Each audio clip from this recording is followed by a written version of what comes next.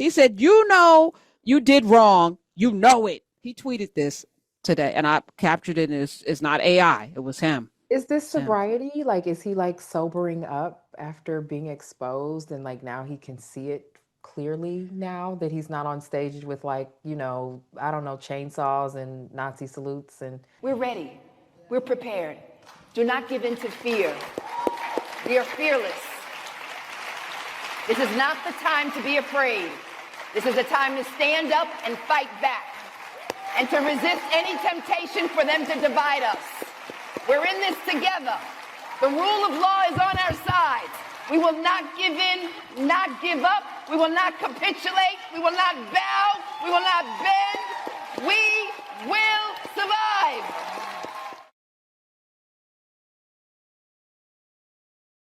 This horrible ass president that some of y'all sat home and didn't vote at all. But most of us did the right thing. So this ain't our fault, but it is what it is. We're talking about Job Corps, but also there's this big, beautiful bill. It's bomb. Apparently it's not winning over. Elon Musk has been very vocal, but can I just say this? Elon Musk is not your friend. He's not even part of the government. He don't even like America. He, I believe, took this Doge position so that he could take your information, my information, everybody's information, put it up in the Starlink, do whatever he's doing, give it to his friend Peter Thiel and Palantir, which they also got to deal with so they can surveil us. This is a power move. This is a money. Information is money. They just went in and grifted and then exited. They've extracted all of the goodness. He just wanted access and he got it, and Trump's stupid enough, and I don't even know if he's cogent. I don't even know if he's clear. Well, they just released that whole bit about him being a drug abuser and, all the salacious stuff about his family. Elon Musk, yeah, he's on ketamine. I guess that's how people are telling me. Ketamine. Yeah, he's on ketamine and I think Adderall. Shrooms, no. Yeah, Adderall and shrooms, I think it was. Shrooms and cocaine. It was in New York. It was in allegedly. New York. Yeah, well, the reporting was reporting. So I don't know how alleged. I mean, we got to say that, but the reporters were reporting. So supposedly, this is a highly medicated, wealthy person that has been making these decisions. And I don't know if he is, in his sobriety decided that he wants to call the big, beautiful bill a disgusting, what is it? Disgusting abomination, I think is what I saw or something. So yeah.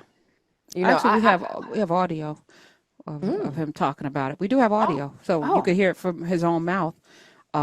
Smith, play what Elon Musk said about the bill. Do we have it? I was disappointed to see the massive spending bill, frankly, which increases the budget deficit, not just decrease it, and undermines the work that the Doge team is doing. I actually thought that when this big, beautiful bill came along. I mean, everything he's done on Doge gets wiped out in the first year. I think a bill can be big or it can be beautiful, but I don't know if it could be both. My personal opinion. Then today he went on a Twitter rant. One of them, I pulled one tweet. He said, "I'm sorry, but I just can't stand it anymore. This massive, outrageous, pork-filled congressional spending bill is a disgusting abomination. Shame on those who voted for it." That's your ass. You did that. Oh, can you vote? Did you vote, Elon Musk? He said, you did wrong. You know it. He tweeted this today, and I captured it. And it's not AI. It was him. Is this sobriety? Is he sobering up after being exposed and now he can see it clearly now that he's not on stage with I don't know, chainsaws and Nazi salutes and is this a, oh my gosh, I'm appropriately medicated, now I can see it moment? No, here's what I think happened. I feel like these people are in a bubble and everybody around them is telling them how cool they are. Correct. Right? So you think you're cool, but then you get out in the real world and every place he goes, he's got to wear his child as a helmet because the death threats are there. The people are letting him know. They're marking up. They done set his stuff on fire. Period. They done defiled all of his he didn't. I don't think he expected.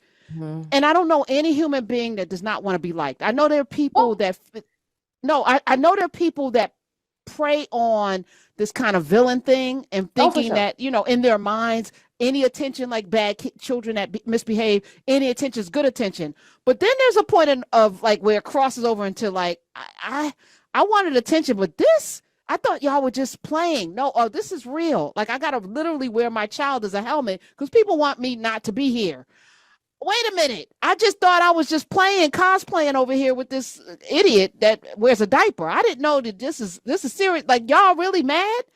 So I think he now is like, let me flip, because maybe he's been doing this his whole life where he's abusive and then he comes back and he's nice. That's a tactic.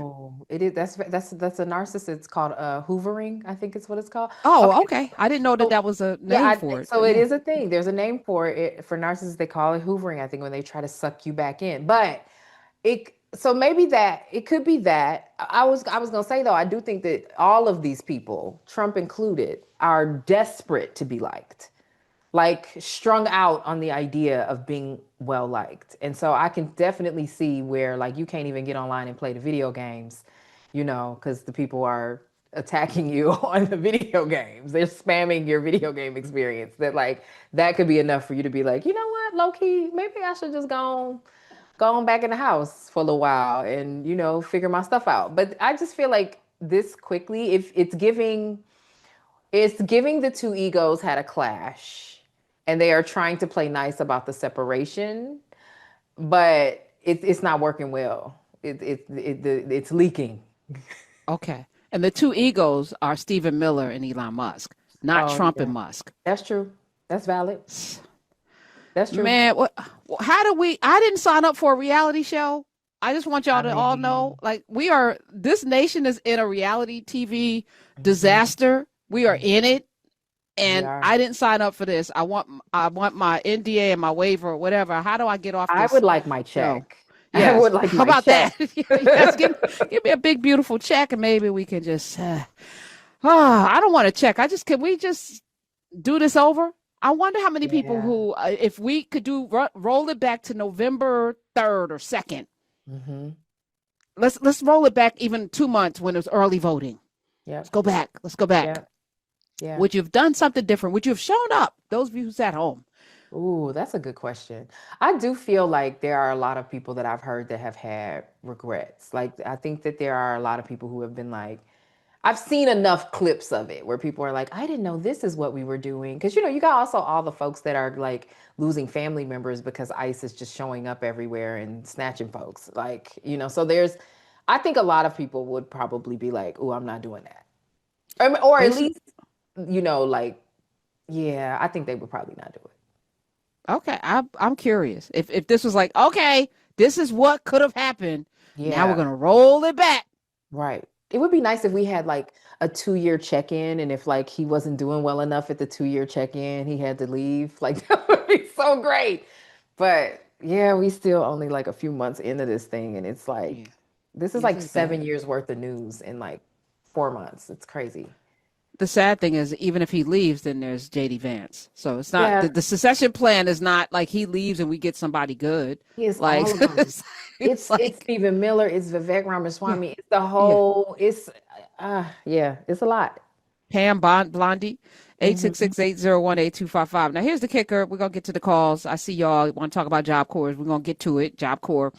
The big beautiful bill, apparently a lot of people didn't even read it. They just signed it. To your point, a lot of people just voted. They didn't listen to nobody talk about Project 2025. They didn't read any of the policies. They didn't even study a little bit of history or know that this was going to happen.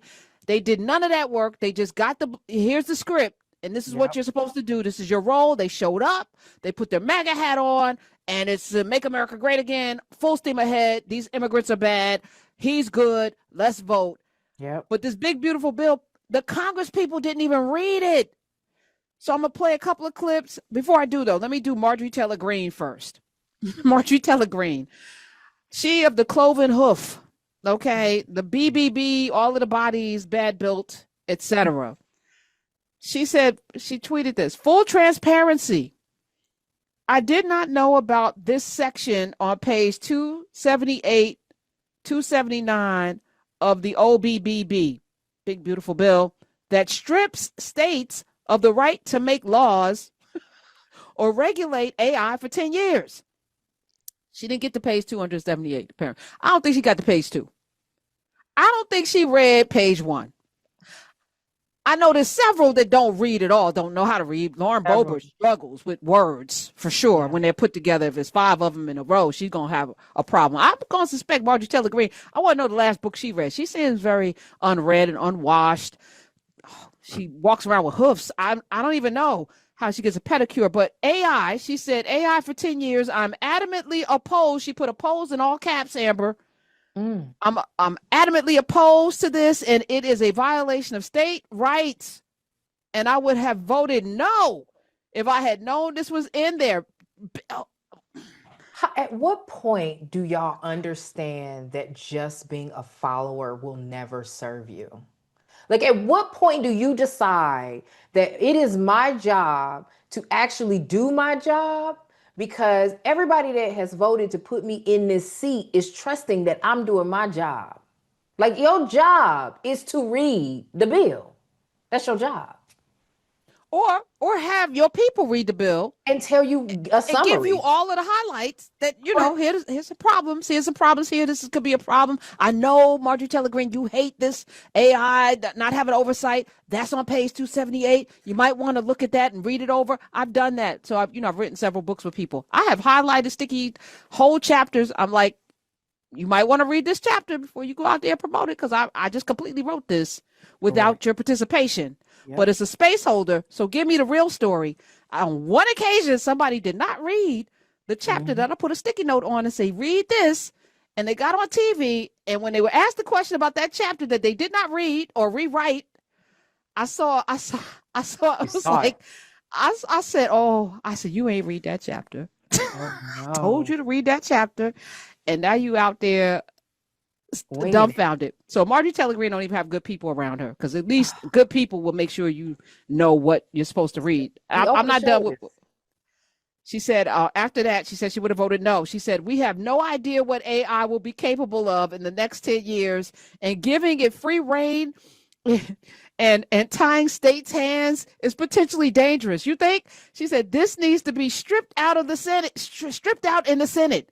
When the OBB comes back to the House for approval after Senate changes, I will not vote for it. And if this is in it, we should be reducing federal power and preserving state power, not the other way around, especially with rapidly developing AI that even the experts warn they have no idea what it may be capable of. And that's just AI. There's so much in this bill, in addition to adding like $3 trillion to our debt, which is what the opposite of what should be happening. They said they were going to drain the swamp and lower the federal debt.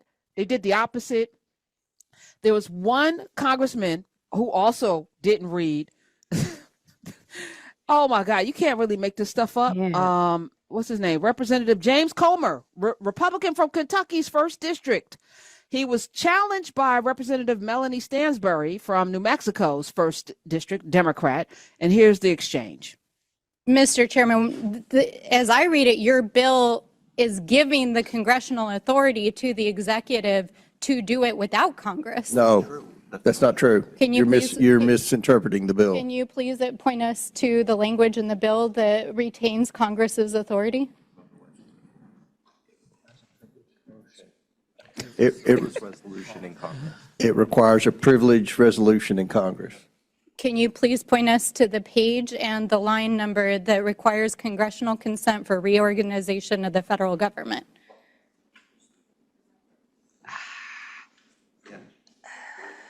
Hello?